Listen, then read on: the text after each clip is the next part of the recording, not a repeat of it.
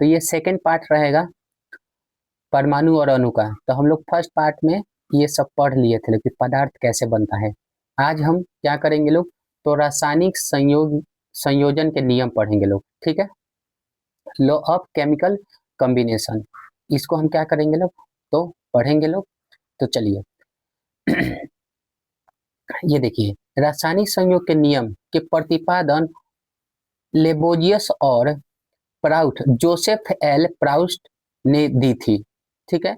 लेबोजियस ने भी दिया था और जोसेफ प्राउस्ट ने भी दिया था, और दोनों का मत थोड़ा सा अलग अलग था, ठीक है। तो रासायनिक संयोग का नियम का देखा जाए तो रासायनिक संयोजन के दो मुख्य नियम होते हैं, ठीक है। पहला है द्रव्यमान संरक्षण का नियम, ठीक है। द्रव्यमान संरक्षण का नियम क्या कहता है बाबू, कि आप किसी भी पदार्थ को, दो अलग अलग पदार्थ को अगर मिला देते हैं तो दोनों पदार्थ का जो मात्रा होता है, जो प्रोडक्ट बनता है, दोनों के मिलकर ही नया प्रोडक्ट बनेगा। जैसे मान लीजिए कि आप 1 किलो चीनी लेकर 1 लीटर पानी के में अगर मिला देते हो तो आपका पूरा प्रोडक्ट होगा जो 3 kg का होगा, ठीक है। उसमें कुछ कमी और ज्यादा नहीं होगा, ठीक है। तो वही है द्रव्यमान संरक्षण का नियम। तो इस चीज को समझते हैं लोग, शॉर्टकट में तो आप समझ गए। तो चलिए इस नियम के अनुसार आप समझिए, केमिस्ट्री की भाषा में समझते हैं, किसी रासायनिक अभिक्रिया में द्रव्यमान का सूजन नहीं होता है और ना ही विनाश होता है। मतलब दो गो पदार्थ का, आइए पहले उदाहरण बता दे, उसके बाद आप लोग को ठेठ भोजपुरी में मतलब रियल मतलब जो समझाएंगे। यदि किसी अभिकारक के रूप में 2 ग्राम हाइड्रोजन और 16 ग्राम ऑक्सीजन का उपयोग किया जाए तो उत्पादन के रूप में कुल 18 ग्राम जल प्राप्त होगा, ठीक है। मतलब कि 2 ग्राम हाइड्रोजन और प्लस में 16 ग्राम क्या होना चाहिए, 16 ग्राम ऑक्सीजन होना चाहिए। तो जो दोनों का मिल का जो पानी बनेगा ना बाबू, वो टोटल कितना हो जाएगा, तो 16 2 18 ग्राम का प्रोडक्ट आपका बनेगा, कोई दिक्कत नहीं। तो इसका अर्थ यह है कि अभिक्रिया के दौरान अभिकारकों का कुल द्रव्यमान घटता नहीं है और उत्पादन के द्रव्यमान के साथ बराबर होता है, ठीक है। समझ गए लोग। उदाहरण के लिए जैसे हम लोग जाते हैं, लोग गेहूं को पिसवाने जाते हैं लोग, तो वहां पर क्या करता है लोग, तो जर्ती काट लेता है लोग, ठीक है। कहता है लोग क्या, अगर जैसे मान लीजिए आप 20 kg गेहूं लेकर बीट लेकर चले गए हो, तो क्या करेगा लोग, तो आधा kg या फिर मतलब कि 500 ग्राम काट लेगा लोग, कहेगा लोग क्या, तो जल गया है, जड़ती में काट लेता है लोग। लेकिन ऐसा कुछ नहीं होता है। आप 20 kg के 20 kg अगर आप मिक्सी में डाल के पीसिएगा, चाहे मशीन में आटा गेहूं पीसने वाला मशीन में डालेगा, तो जो प्रोडक्ट है आपका 20 kg का 20 kg ही मिलना चाहिए, ठीक है। लेकिन नहीं माना जाता है या नहीं मानता है लोग, तो वो अलग की बात है। मतलब कि अभिकारक में प्रोडक्ट जो नया बनता है, अलग अलग प्रोडक्ट डालते हो लोग, तो उसका कमी या बेसी नहीं होता है। उदाहरण के लिए ना, अगर आप 2 लीटर पानी में अगर 1 लीटर मिल्क मिला दो, तो आपका जो अभिकारक कितना हो जाएगा बाबू, जो प्रोडक्ट कितना हो जाएगा, तो 3 लीटर का हो जाएगा वो। ये नहीं होगा कि पानी मिलाने से कुछ घट जाएगा, ठीक है। 2.5 लीटर नहीं होगा, टोटल 3 लीटर के 3 ही लीटर होगा। समझ में आया आप लोग को। यही होता है क्या, तो निश्चित द्रव्यमान संरक्षण का नियम। द्रव्यमान संरक्षण का नियम कहता है कि जब अभिकारकों में भाग लेने वाले जितने भी प्रोडक्ट होते हैं, उनकी मात्रा कम या बेसी नहीं होती है, ठीक है। नेक्स्ट देखिए, निश्चित अनुपात का नियम, ठीक है। ठीक है, लॉ ऑफ कॉन्स्टेंट प्रोपोर्शनल, निश्चित अनुपात का नियम। इस नियम के अनुसार किसी यौगिक में तत्व सदैव एक निश्चित द्रव्यमान के अनुपात में मौजूद होते हैं।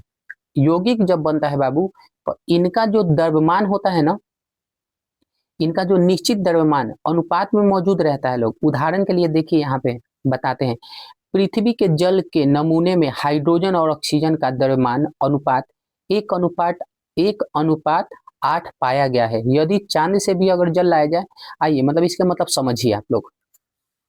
पानी का बाबू द्रव्यमान का अनुपात देखा जाए ना, पानी का द्रव्यमान का अनुसार, तो उसमें याद रखिएगा लोग 1:8 रहता है। यही द्रव्यमान, यही अनुपात में क्या होना चाहिए, तो हाइड्रोजन और ऑक्सीजन का मान होना चाहिए, तभी वो पानी बनेगा। ये पानी चाहे आपका चांद का हो, चाहे अमेरिका का हो, चाहे आपके नाली का पानी का हो, कोई भी हो, पानी बना होगा तो समझ जाना इसका द्रव्यमान 1:8 का मिलन से बना होगा। ठीक है, हाइड्रोजन का 1, ऑक्सीजन का 8 अनुपात मिला होगा, तब कहीं जाके इनके मिलन से पानी बना होगा। ठीक है, कोई दिक्कत नहीं ना। फिर से समझिए, पृथ्वी के जल के नमूने में हाइड्रोजन और ऑक्सीजन का द्रव्यमान 1:8 होना चाहिए। मतलब कोई भी पानी हो, कहीं का भी पानी हो, उसका द्रव्यमान, उसका क्या होना चाहिए, द्रव्यमान का जो अनुपात होगा, हाइड्रोजन का 1 अणु, ठीक, ऑक्सीजन का 8 गो मिलना चाहिए, तभी होगा हमारा पानी का निर्माण होगा, नहीं तो नहीं होगा।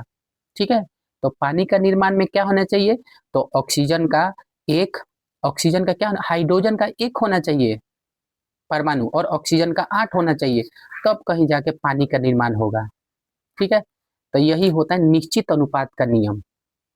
आई थिंक समझ में आया होगा निश्चित अनुपात का नियम। अब आते हैं लोग कि डाल्टन निश्चित अनुपात का नियम तो आप समझ गए।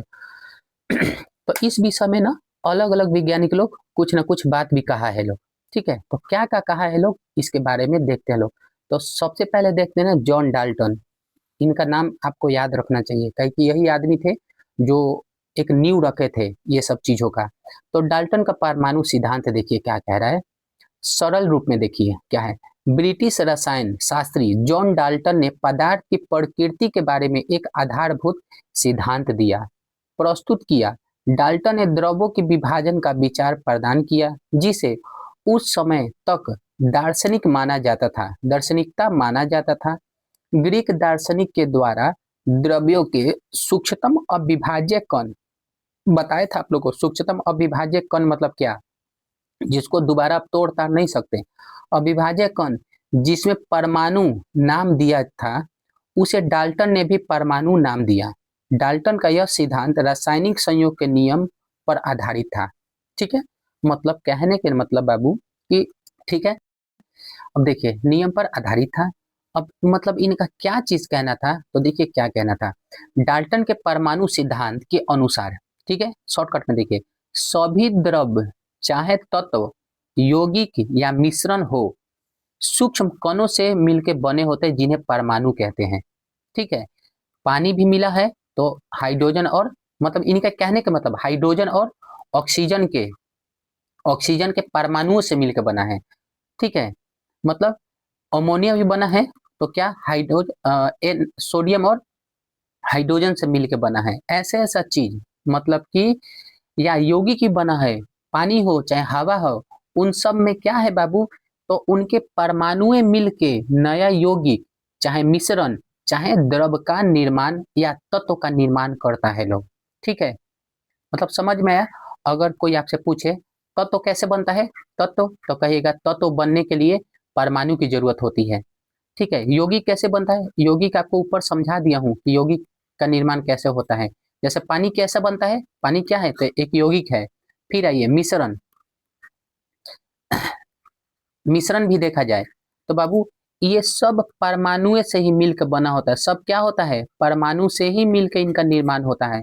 यौगिक का भी निर्माण होता है तो परमाणु से ही मिलकर बना होगा। ठीक है, चाहे मिश्रण बना होगा तो मिश्रण भी, जो भी तत्वों का दो गो चीज से मिश्रण बना होता है, वो भी परमाणु से ही मिलकर बना होगा। ठीक है बच्चा लोग, तो इन्हीं का डाल्टन का यही कहना था कि सभी द्रव चाहे तत्व हो, यौगिक हो या मिश्रण हो, परमाणु से ही, सूक्ष्म कण परमाणु से ही मिलके सूक्ष्म कणों से बने होते हैं, जिन्हें परमाणु कहते हैं। परमाणु से मिलके कोई भी चीज बना होता है, चाहे पानी हो, ठीक है, चाहे कार्बन हो, चाहे पारा हो, चाहे हाइड्रोजन हो, चाहे ऑक्सीजन हो, ठीक है, लोहा हो, जो भी चीज हो, वो सब परमाणु से, एकदम सूक्ष्म कण परमाणु से मिलके बने होते हैं। चलिए आगे देखते हैं। अब डाल्टन के सिद्धांत देखिए क्या क्या था। ठीक है, देखिए डाल्टन का सिद्धांत। डाल्टन ने सन 1803 में परमाणु सिद्धांत दिया है। इसके मुख्य बिंदु निम्नलिखित हैं। पहला, देखिए अब क्या क्या इन्होंने कहा था डाल्टन ने अपने परमाणु सिद्धांत में, पदार्थ सूक्ष्म कणों से बने होते हैं जिन्हें परमाणु कहते हैं। अभी ऊपर बताया। अगला पॉइंट देखिए, एक ही तत्व के सभी परमाणु आकार, द्रव्यमान तथा अन्य गुणों के समान होते हैं। लेकिन बाबू याद रखना लोग कि आप लोग थोड़ा सा अपना स्टैंडर्ड बढ़ाइए। ये जो बोले हैं ना, पदार्थ के सूक्ष्म कणों से बने होते हैं जिन्हें परमाणु कहते हैं। पदार्थ सूक्ष्म कणों से मिलकर बने होते हैं, कणों से मिलकर बने होते हैं, ये सही था। और उनके हिसाब से ना इसी से मिलकर बने होते हैं। लेकिन इसके अंदर भी, परमाणु के अंदर भी आप खोजिएगा तो बहुत सारे चीज मिलते हैं। दूसरा चीज इन्होंने ये बोला कि एक ही तत्व के सभी परमाणु, परमाणु का आकार, द्रव्यमान एवं अन्य गुण समान होते हैं। ये वाला बात उन्होंने गलत कहा था। ठीक है, कहे कि कार्बन आप 12 और कार्बन आप 14 के बारे में जानते होंगे लोग। ठीक है, समस्थानिक आगे आप लोग को पढ़ने को मिलेगा। तो ये वाला बात उन्होंने उस समय कहा था और लोग माना भी था लोग। ठीक है, लेकिन बाबू याद रखना, इतना कहने का मतलब था ना, पानी का जो परमाणु है, पानी का, उसका भी आकार एक ही जैसा होगा। कार्बन का जो है, कार्बन का जो परमाणु है वह भी गोल ही होगा। ऑक्सीजन का है वह भी गोल होगा। मतलब सभी प्रकार के, जो क्या कह रहा है, एक ही तत्व के सभी परमाणु, एक ही तत्व के सभी परमाणु का आकार, द्रव्यमान तथा अन्य गुणों में समान होते हैं। ठीक, इनका ये कहना था। लेकिन आगे चल के ये वाला बात इनका गलत हो गया था। कहे कि आप यूरेनियम पे देखिएगा ना, यूरेनियम का अलग चीज बना लिया जाता है, उसका परमाणु का आगे आप लोग को बताएंगे। ठीक है, नहीं तो बहुत ज्यादा बड़ा वीडियो बन जाएगा। 3 नंबर देखिए, विभिन्न तत्वों के परमाणु आकार, द्रव्यमान तथा गुणों से में भिन्न होते हैं। देखना क्या बोल रहे हैं, यह भी इनका बात गलत हुआ था। ठीक है, मतलब आपको मैं ये गलत या सही बता दे रहा हूं तो इसके मतलब ये नहीं कि आप लोग को पढ़ना ही नहीं है, पढ़ना है भाई। कोई अगर पूछेगा परमाणु सिद्धांत, डाल्टन के परमाणु सिद्धांत के मुख्य बिंदु क्या थे, तो ये पांचों आपको लिखना पड़ेगा। ठीक, और आपका स्टैंडर्ड जब बढ़ेगा तब बोला जाएगा कि उनका क्या क्या बात आगे चल के गलत हो गया। ठीक है, जैसे कि उन्होंने बोला था ना कि पदार्थ के सबसे सूक्ष्म जो कण होता है उसे परमाणु बोलेंगे, और परमाणु अविभाज्य है, जिसको विभाज्य नहीं कर सकते हैं। लेकिन बाबू, परमाणु के अंदर इलेक्ट्रॉन, प्रोटॉन, न्यूट्रॉन और फिर इनके अंदर भी सम न्यूट्रॉन, पाई न्यूट्रॉन, पॉजिट्रॉन, ये सब पाया गया था। तो अपने समय में ये हीरो थे, ताकि यही ये आदमी थे जो न्यू रखा था ये सब चीजों के। समझ में आया। चौथा बिंदु देखिए, डाल्टन क्या बोलते हैं, यौगिकों में परमाणु सरल पूर्णांक अनुपात में संयोजित करते हैं। ठीक है, अगला 5वां नंबर पॉइंट देखिए। 5वां नंबर क्या बोल रहे हैं, रासायनिक अभिक्रिया में परमाणु ना तो बनते हैं और ना ही नष्ट होते हैं, केवल एक संयोज से दूसरे संयोज में अलग अलग अलग या पुनः संयोजित होते हैं। ये बात इनका सर डाल्टन का कहा गया था। अब आइए कुछ उदाहरण से आप समझिए। ठीक है, पहला, जल। जल दो हाइड्रोजन परमाणु और एक ऑक्सीजन परमाणु से मिलकर बना होता है। ठीक है, हाइड्रोजन कितना है बाबू, जल 2 हाइड्रोजन है ना, H2O, हाइड्रोजन का 2 ऑक्सीजन का 1 से मिलकर बना होता है। यह निश्चित अनुपात का नियम का उदाहरण है। ठीक है, दूसरा, carbon dioxide CO2। Carbon dioxide एक कार्बन परमाणु और 2 ऑक्सीजन परमाणु से मिलकर बना था। ऑक्सीजन परमाणु के यहाँ पे 2 है ना, कार्बन का यहाँ पे 1 है। ठीक है, परमाणु सरल पूर्णांक अनुपात में संयोजित है, यह भी आपको समझ में आया। सोडियम क्लोराइड NaCl, अब देख रहे हैं बाबू, NaCl सोडियम, जिसको आप लोग केरोसिन के तेल में डुबा के रहते हैं लोग, नहीं तो बहुत ब्लास्ट करता है, रूम टेम्परेचर में आग लग सकता है। और कैल्शियम, ठीक है, क्लोरीन, बाबू ये ज्यादा अगर आप ले लीजिएगा क्लोरीन तो आप मर जाइएगा। लेकिन NaCl, लेकिन इन दोनों के मिलन से जो यौगिक बना है बाबू, यौगिक बना है नमक, यौगिक बना है नमक। और नमक को जानते ही है, नमक, नमक। और नमक आप जानते हो लोग कि रोज के रोज आपको खाने पीने में अगर ना हो तो जिंदगी सूना सूना सा लगेगा। ठीक है, तो दोनों ही हम लोग के लिए बेकार चीज है। इसको हम हाथ पे रखेंगे ब्लास्ट हो जाएगा, ताकि बहुत ज्यादा रिएक्शन करता है पानी के साथ, चाहे ऑक्सीजन के साथ। ताकि ऑक्सीजन में क्या होता है बाबू, मॉइस्चराइज होता है, पानी का मात्रा होता है ऑक्सीजन में, और क्लोरीन जहरीली गैस होती है, दिक्कत हो जाएगा इसीलिए। लेकिन ये दोनों का मिलन से जो यौगिक बना है बिल्कुल अपोजिट, हम तो नमक रोज के रोज खाते हैं लोग। तो देखिए क्या कह रहा है, सोडियम क्लोराइड एक सोडियम परमाणु और एक क्लोरीन परमाणु से मिलकर बनता है। विभिन्न तत्वों के परमाणु मिलकर यौगिक बनाते हैं। विभिन्न तत्व अलग अलग, सोडियम का अलग तत्व, क्लोरीन का अलग तत्व मिला और नमक का बना दिया, जिसका नाम है NaCl। हम लोग इसको रोज अपने खाना में लेते हैं लोग। और नमक का तो जानते हैं, चंपारण, ये क्या कहा जाता है, गांधी जी दांडी मार्च, वो आपको लोग उसमें पढ़ाएंगे। हिस्ट्री में पढ़िएगा लोग। भारत में राष्ट्रवाद 4th चैप्टर है आप लोग का। सॉरी, वो 10th क्लास का है। आइए बाबू एक नोट पढ़ते हैं लोग। नोट में क्या लिखा है, क्या दिया है, आधुनिक रसायन विज्ञान में कुछ बिंदु अपडेटेड किए गए हैं। हम ऊपर बता दिए हैं कि क्या क्या डाल्टन का सिद्धांत आगे चल के गलती हो गया था। उदाहरण के लिए परमाणु वास्तव में विभाज्य होते हैं, हम बता दिए हैं, प्रोटॉन न्यूट्रॉन इलेक्ट्रॉन। ठीक है, हम बता दिए हैं न्यूट्रॉन पे उदासीन होता है, इलेक्ट्रॉन माइनस चार्ज लेता है, अब प्रोटॉन प्लस चार्ज होता है। प्रोटॉन पे प्लस चार्ज होता है, न्यूट्रॉन पे उदासीन होता है, कोई चार्ज नहीं होता है। इलेक्ट्रॉन पे माइनस चार्ज होता है। ये हम पहले वीडियो में ही बता चुके थे आप लोग को। और किसी तत्व के सभी परमाणु का द्रव्यमान बिल्कुल समान नहीं होता है, आइसोटोप होते हैं, मतलब अलग अलग होते हैं। पर डाल्टन का सिद्धांत ऐतिहासिक रूप से रासायनिक नियमों को समझाने में बहुत महत्वपूर्ण था। मतलब ये पहले आदमी थे, मतलब कि रासायनिक संयोजन के नियम को समझाने वाला जो डाल्टन थे ना बाबू, ये इंपॉर्टेंट थे, इसीलिए इनके हम लोग इज्जत करते हैं लोग। ठीक है, लेकिन इनका आगे चल के बोले ना कि परमाणु विभाजित नहीं हो सकते, लेकिन परमाणु तो विभाजित हुआ है इलेक्ट्रॉन प्रोटॉन न्यूट्रॉन में। ठीक है, चलिए आगे देखते हैं लोग। तत्वों के नाम और उनके प्रतीक चिन्ह। ठीक है, IUPAC नेम। चलिए इनके बारे में देखते हैं लोग। तत्वों के प्रतीक सिंबल्स आमतौर पर उनके अंग्रेजी नाम के पहले एक या दो अक्षर से बनते हैं, जैसे कि हाइड। आइए, प्रतीक लिखते समय पहला अक्षर कैपिटल बड़ा ABCD का होना चाहिए। यदि दूसरा अक्षर हो तो वह छोटा लिखा जाता है। उदाहरण के लिए बाबू हाइड्रोजन, H से हाइड्रोजन, C से carbon, aluminium AL aluminium, magnesium Mg, chlorine Cl और जिंक Zn। ठीक है, समझ में आया। ये खाली IUPAC नेम को बोल रहा है कि आपको अगर दो गो नाम है तो आपका पहला नाम हमेशा कैपिटल लेटर का होना चाहिए। Hydrogen H, aluminium AL, magnesium, अब देख रहे हैं मैग्नीशियम M, जी हम बड़ा नहीं लिखेंगे, जी छोटा जी लिखेंगे। यही लिखने का तरीका होता है। चलिए कुछ प्रतीक लैटिन नाम पर भी आधारित होते हैं, जैसे कि सोना AU, चांदी के लिए AG। इसलिए हर प्रतीक अंग्रेजी नाम से ही मिलकर नहीं बनते। कुछ कुछ ना बाबू उनके लैटिन नाम पर भी आधारित होते हैं। ठीक है, अब जैसे मान लो कि पोटेशियम, ठीक है, पोटेशियम हो गया, सोडियम हो जाता है।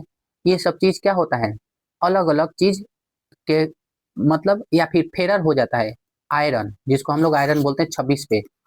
तो ये सब चीज उनके क्या, तो लैटिन नाम पे भी हम लोग रखते हैं लोग। ठीक है, अब चलिए कुछ तत्वों के उदाहरण और उनके प्रतीक चिन्ह। अब इसमें मैं ज्यादा आपको बताऊंगा नहीं। Aluminium AL, copper CU, argon AR, fluorine F, beryllium BA, सोना AU, boron B, hydrogen H, calcium CA होता है, आयोडीन I होता है, 53 पे आता है, याद रखना। कार्बन C, लोहा Fe, 26 पे आता है। क्लोरीन Cl और सीसा लेड Pb। समझ में आया। इनके प्रतीक चिन्हों का नाम आप लोग जान गए लोग, आई थिंक समझ में आया होगा। नेक्स्ट देखिए, डाल्टन के परमाणु सिद्धांत की उपलब्धियां क्या क्या थी। ठीक है, चलिए देखिए, डाल्टन के परमाणु सिद्धांत की प्रमुख प्रमुख उपलब्धियां परमाणु द्रव्यमान एटॉमिक मास की अवधारणा प्रस्तुत करना था। उनके अनुसार प्रत्येक तत्व के परमाणुओं का एक निश्चित एवं विशिष्ट द्रव्यमान होता है। ठीक है, द्रव्यमान होता है। ठीक है, एक निश्चित और एक क्या होना चाहिए, अब जैसे पानी का, ठीक है, एक निश्चित द्रव्यमान होना चाहिए। ठीक है, एक निश्चित द्रव्यमान होना चाहिए, यही इनके माने कहने का बात था। अब डाल्टन का तब देखिए, डाल्टन का सिद्धांत पहले आप देख लिए लोग। डाल्टन के परमाणु सिद्धांत का पहला उपलब्धियां कि क्या होना चाहिए, एटॉमिक मास एक निश्चित, परमाणुओं का एक निश्चित एवं विशिष्ट द्रव्यमान होता है। दूसरा पॉइंट इन्होंने क्या बताया था बाबू डाल्टन जी ने, कि डाल्टन का सिद्धांत स्थिर अनुपात के नियम, लॉ ऑफ कांस्टेंट प्रोपोर्शनल की सफल व्याख्या करता है। इसी सिद्धांत से प्रेरित होकर वैज्ञानिकों ने विभिन्न तत्वों के परमाणु द्रव्यमान का निर्धारण करने का प्रयास किया। परमाणु द्रव्यमान का क्या किया? तो निर्धारण करने का प्रयास किया कि कौन परमाणु कितना भारी है, कितना हल्का है। आगे चलकर तुरंत आपको पता चलेगा। ठीक है, एक मिनट। हाँ ठीक है बाबू, समझ में आया। अगला पॉइंट देखिए कि तीसरा पॉइंट क्या बताया उन्होंने कि किसी एक परमाणु का वास्तविक द्रव्यमान ज्ञात करना अत्यंत कठिन था, इसीलिए रासायनिक संयोजन के नियम तथा विभिन्न यौगिकों के अध्ययन के आधार पर तत्वों के सापेक्ष परमाणु द्रव्यमान रिलेटिव एटॉमिक मास निर्धारण किया जाए। ठीक है, समझ में आया। अब यहाँ पे एक चीज आपको ये भी याद रखना, ये सब पूरा पॉइंट तो आपको एकदम पोपट मतलब एकदम तोता जैसा याद होना चाहिए, क्योंकि पेपर में आता है लिखने के लिए, यहाँ ही नहीं कंपटीशन में भी लिखने के लिए नहीं, ऑब्जेक्टिव में आता है तो वहां पे करना पड़ेगा।